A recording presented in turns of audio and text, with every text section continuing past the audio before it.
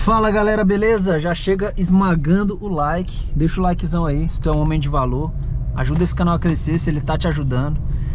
E cara, eu quero falar sobre morar só. Foi a melhor coisa que aconteceu na minha vida quando eu fiz 18 anos de idade. Eu nunca imaginei que eu fosse morar só nessa idade, mas foram as circunstâncias que me fizeram isso, acontecer, né? Causaram esse grato momento da minha vida, que foi a emancipação dos meus pais. E como é que foi? Poxa, no dia não, né? Antes de fazer 18 anos, eu nunca tinha pensado em fazer concurso, sabe? Eu morava num bairro bem simples de Fortaleza, que se chama Conjunto Ceará. Era considerado na época o maior bairro da América Latina, não sei se ainda é. É um bairro bem humilde. E eu não tinha muitas aspirações, sabe? Porque a gente deixa o meio nos moldar, né? A gente deixa o meio ditar onde nós conseguimos chegar e tal. Mas aí o que acontece? Eu nunca pensei em fazer concurso. Eu queria fazer uma faculdade, queria fazer educação física, que na época me amarrava em maromba e tal. Eu falei, nessa vibe aqui que eu gosto muito de academia, de treinar, eu vou fazer educação física, vou ser personal. Mas aí, antes de fazer a prova pro vestibular, eu fiz um concurso da Marinha para aprendiz marinheiros. É um concurso que você entra como soldado, sabe? Na Marinha, era de nível fundamental. Eu fiz a prova com 17 anos, já quase completando 18, passei. Aí fui chamado. Fiquei um ano em Fortaleza, que a escola de formação era em Fortaleza, né? Na minha terra natal. E de lá, depois de um ano de formação, eu fui para Manaus, morar em Manaus. Então foi a primeira vez que eu saí de casa assim para ir morar só. Eu fiz um ano de formação e ainda com 18 anos, aliás, já estava com 19 anos, eu fui para Manaus, 4.500 quilômetros distante de casa. Desde então nunca mais voltei. Foi um breve sofrimento esse corte do cordão umbilical, principalmente com a minha mãe. Todo homem tem que fazer esse corte de cordão umbilical com a mãe. Ele não pode ficar vinculado à mãe como a mulher da vida dele. Isso traz tantos problemas, cara, para as nossas vidas relacionais. Você ter a sua mãe como a mulher da sua vida, porque você passa a dar para ela um lugar de esposa, sabe? O lugar emocional que a tua esposa devia ter na tua vida, você dá para a mãe. Eu sei que muitos não vão conseguir entender isso, mas você vai amar e respeitar a sua mãe como mãe, nunca tendo ela como a mulher mais importante da sua vida. Quando eu entendi isso no primeiro momento, foi um baque. Porque eu falei, caramba, se a minha mãe não é, como que a minha esposa vai ser? Esposa a gente arruma outra, né? Mas, cara, a nossa mãe vai morrer. E Deus, ele fez o matrimônio, o homem e a mulher, para viverem juntos para sempre, até a morte. Então é a tua esposa que vai ficar contigo até o fim, seja até o fim seu ou até o fim dela. Não é a tua mãe. Ela que vai te dar filhos, ela que vai te ajudar a se tornar um homem. Galera, o propósito do casamento não é transar. O propósito do casamento é maturidade, é crescimento, é continuar no propósito e no projeto de Deus para a vida de um homem. Mas eu vou falar disso em outro vídeo. Eu quero falar sobre morar só. Fui para Manaus, ganhava muito pouquinho, salário de marinheiro ali era 2 salários e alguma coisa, mínimo.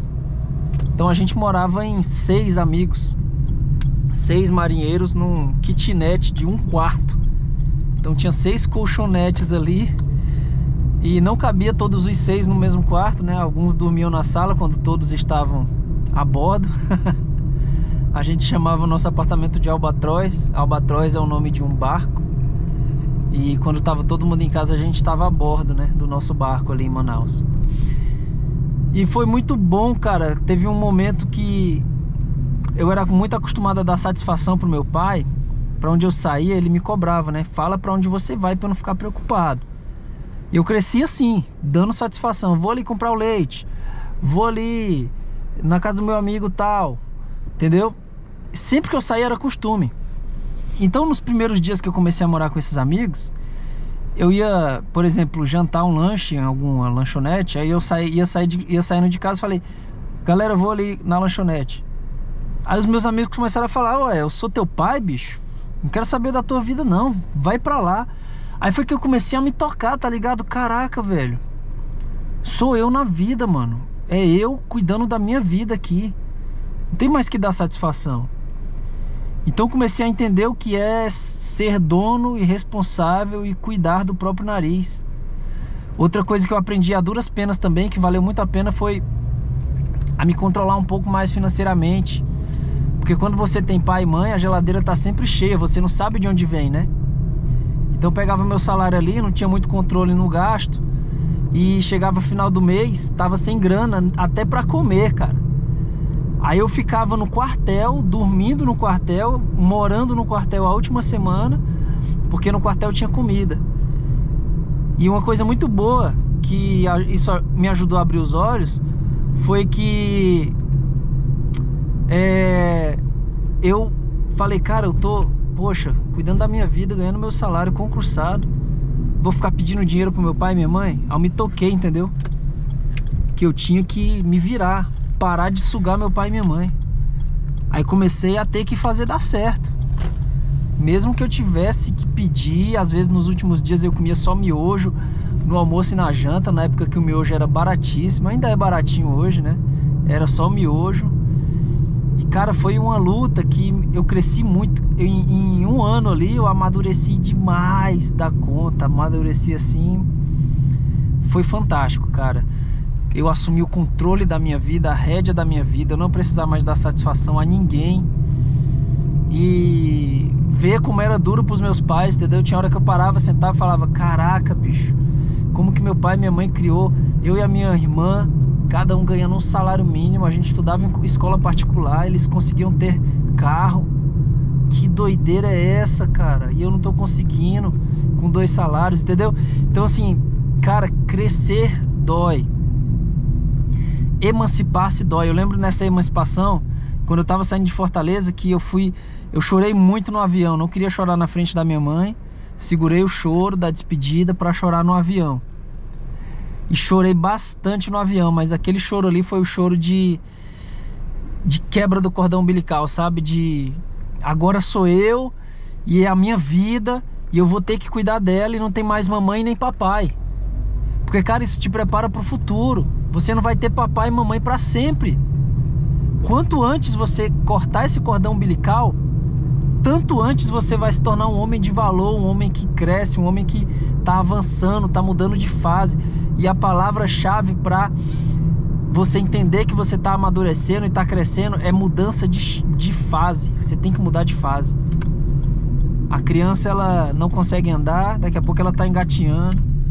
Depois de engatinhar, ela vai aprender a andar, mas até andar ela dá muitos pequenos passos, ela cai, ela se machuca, ela chora.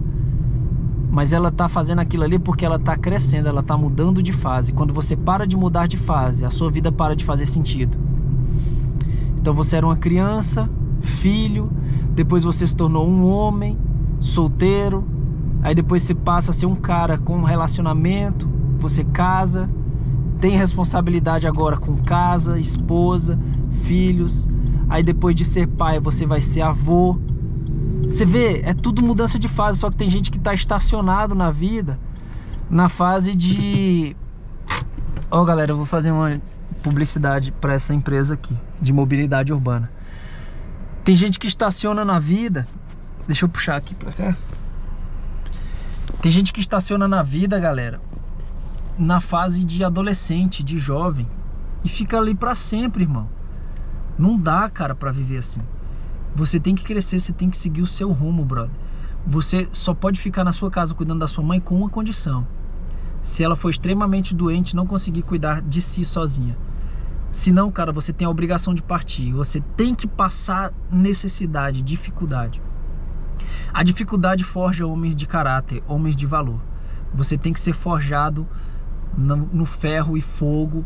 E cara, isso é crucial para o teu crescimento. Não fica adiando esse sofrimento. Quanto antes você passar, tanto antes você vai prosperar na sua vida. Eu te dou uma dica. Tá no Brasil, não tem um pinto para dar água, vai morar fora, meu irmão. Conhece outras línguas, outras pessoas, outras culturas, porque a tua mente vai expandir, ela vai abrir e você vai ver coisas que você nunca viu na vida e você vai falar, caraca, como aquele mundo que eu tava vivendo era pequeno. Entendeu? More só. É a dica que eu te dou hoje. Em 1 ano, você vai crescer 1 milhão. Eu vou te dar a dica de moradia. More na pior casa do melhor bairro. Porque aquele melhor bairro, as pessoas com a mentalidade boa delas vão te contaminar positivamente. More no kitnetzinho pequenininho, nem que seja só um quartinho, mas vai morar sozinho, cara, vai cuidar da tua vida. Fica essa dica preciosa pra você, beleza? Um abraço, até o próximo vídeo.